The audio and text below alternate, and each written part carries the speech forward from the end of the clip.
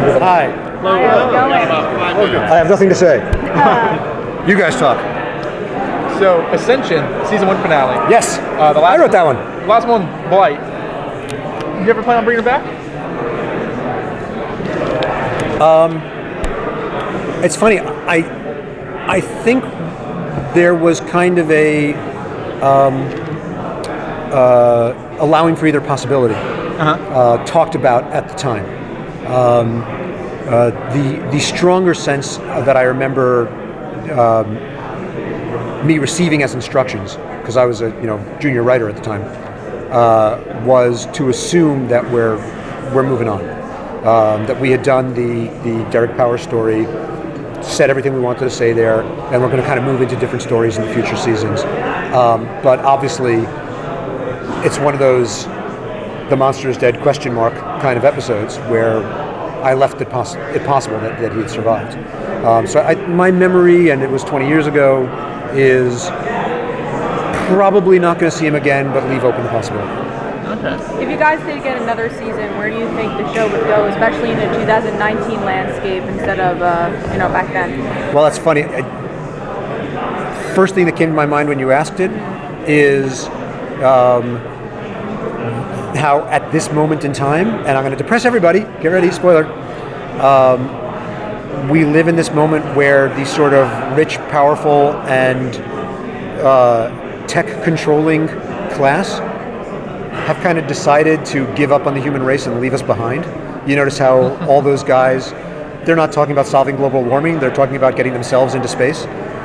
I think that's a really interesting area to start discussing. Like, that would be perfect for Batman Beyond. That these guys are laying waste to cities just to get themselves on a Mars station. So that's just the first thought that came to my mind when you asked. That brings up a good point. We live in an age now where shows are being brought back, and we see that. Has there been talk in the past about bringing Batman Beyond back to television? I certainly bring it up every now and then when I have, we all, once every couple of years get to sit in front of the studio executives and they ask, so what do you want to do now? And I'll bring it up sometimes.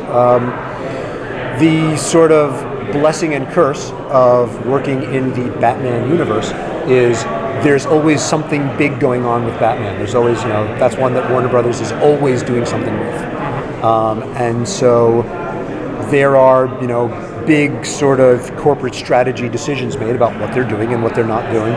And doing something with Batman, therefore, is always, anything I'm going to pitch is a small cog in a much bigger machine. And so I guess the moment kind of hasn't been right yet. But I think creatively, it is so timely. It's time to do that again. Right. You wrote the episode Zeta, which introduced the former killing machine Zeta, which then spun off. Did you ever think it would become a spin-off? It's funny. I keep getting asked that question, and I'm thrilled to be asked it. No.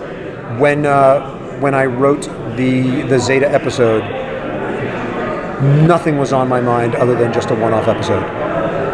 In fact, my original pitch for that episode, I included that he got destroyed at the end.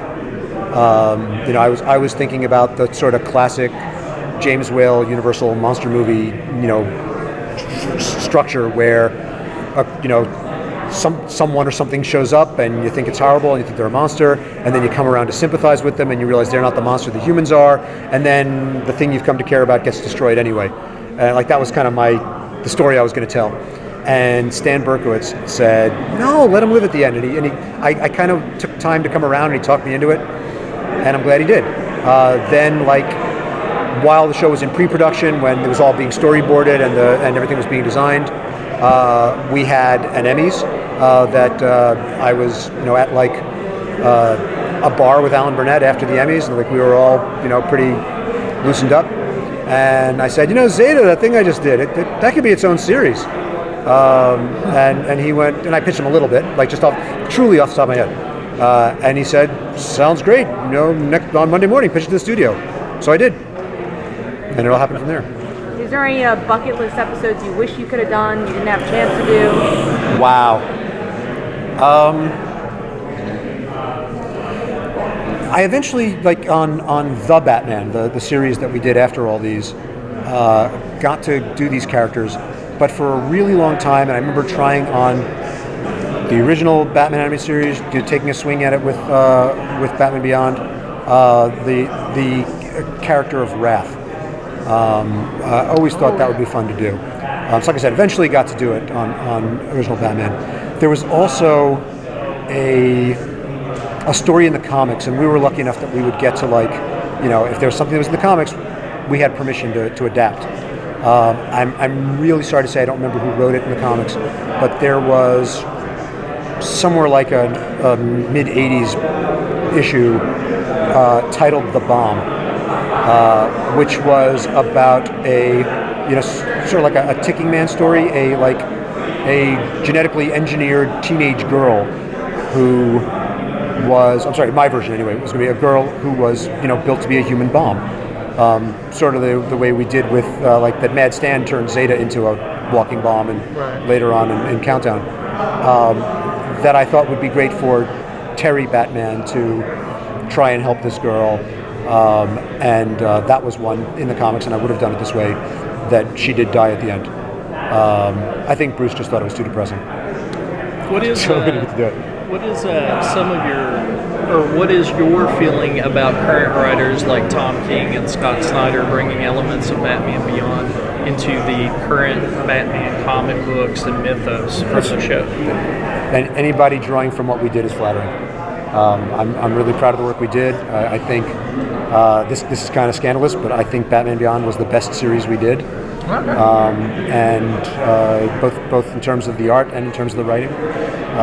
So the fact that it has had an impact on the culture, the fact that it moved the needle in what's done in the Batman universe, I'm very, very flattered. I'm very proud. So you guys had Barbara as commissioner, and Yes. we touched on Tim and Return of the Joker. Yes. Was Nightwing and older Dick Grayson ever going to be brought into the fold so we can see what happened to him? It's funny, I don't remember the discussion about that. My best guess, and this kind of sounds familiar, is it just didn't, nothing ever came up that made sense to do with him. I don't think there was ever a rule that said we're never going to see Dick Grayson, but the measure for everything is there a story we want to tell there? And maybe it just kind of never, we never found one that seemed like worth doing. I think that's my cue. Thank you. Thanks a lot, guys. Thank you.